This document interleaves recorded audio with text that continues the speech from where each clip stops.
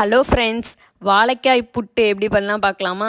ரெண்டாக கட் பண்ணி நல்லா வேக வச்சு எடுத்துக்கோங்க. தோல் நீக்கிட்டு நல்லா இந்த மாதிரி துருவி எடுத்துக்கோங்க. வாழைக்காவை நல்லா துருவி எடுத்தாச்சு. அப்புறம் கொஞ்சம் தேங்காய் துருவி வச்சுருக்கேன். ஒரு பச்சை மிளகாவை குட்டி குட்டியாக கட் பண்ணி எடுத்துருக்கேன் ஃப்ரெண்ட்ஸ். அப்புறம் ஒரு பெரிய வெங்காயத்தை கட் பண்ணி எடுத்துருக்கேன். கொஞ்சம் கறிவேப்பிலை, தேவையான அளவு உப்பு.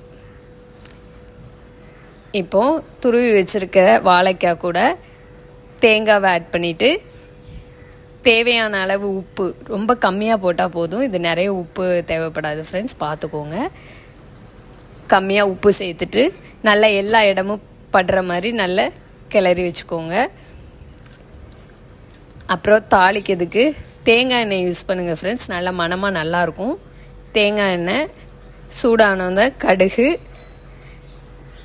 கடுகு நல்லா பொரிஞ்ச பிறகு நம்ம கட் பண்ணி வச்சுருக்க வெங்காயம், கறிவேப்பிலை, நல்லா குட்டி குட்டியாக கட் பண்ணி வச்சுருக்க பச்சை மிளகாய் ஆட் பண்ணிக்கோங்க. ஆட் பண்ணிவிட்டு பொன்னிறமாக வந்தோன்னே நம்ம உப்பெல்லாம் சேர்த்து கிளறி வச்சுருக்க வாழைக்காய் துருகளை அதில் ஆட் பண்ணிடுங்க. ஆட் பண்ணிவிட்டு தண்ணி எதுவும் சேர்க்க வேண்டாம், அப்படியே ஒரு கிண்டி இறக்கிற வேண்டியதான் ஃப்ரெண்ட்ஸ். சுவையான வாழைக்காய் புட்டு ரெடி. ரொம்ப டேஸ்ட்டாக இருக்கும். தேங்காய் எண்ணெய் சேர்த்து நல்ல மணமாக இருக்கும். நீங்களும் ட்ரை பண்ணுங்கள் ஃப்ரெண்ட்ஸ்.